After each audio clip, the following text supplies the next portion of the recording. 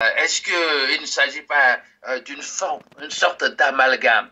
Parce que on y mélange, en terrorisme djihadiste, on y mélange la transhumance de bétail, ce qui a été toujours un problème en Afrique de l'Ouest, de toutes les façons. Vous voyez, les peuls, la transhumance avec les paysans, toujours, c'est à ces problèmes. Et il y a les assassinats politiques, donc le terrorisme politique. Il y a deux.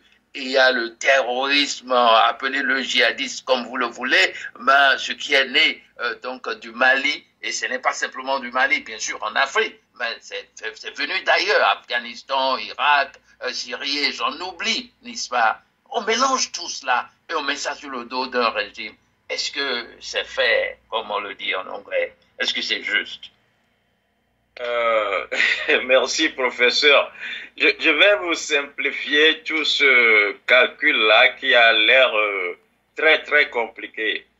Le professeur Moussa l'avait dit, au dénominateur commun de cette mathématique qui dépasse même Einstein, eh bien, il n'y a que la conservation du pouvoir. Notre problème au Togo, c'est comment on peut utiliser tous les moyens pour conserver le pouvoir. Donc, si même le terrorisme est réel, nos petits diables peuvent aller vers Mais cette... pourquoi vous dites même si, parce que vous doutez là, le terrorisme existe, néanmoins, nonobstant.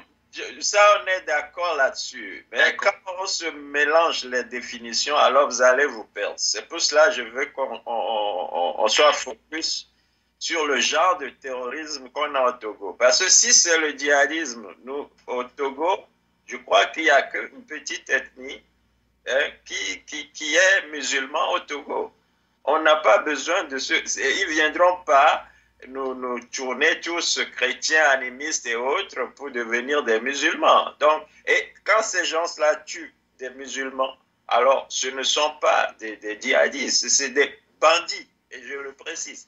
Donc, je retourne là pour vous dire qu'on a des petits bandits qui sont venus au Togo négocier avec des grands bandits. C'est là le professeur voulait en venir, des terrorismes internes. Que sont nos dirigeants. Donc les petits bandits sont d'ailleurs et les grands bandits sont à l'interne.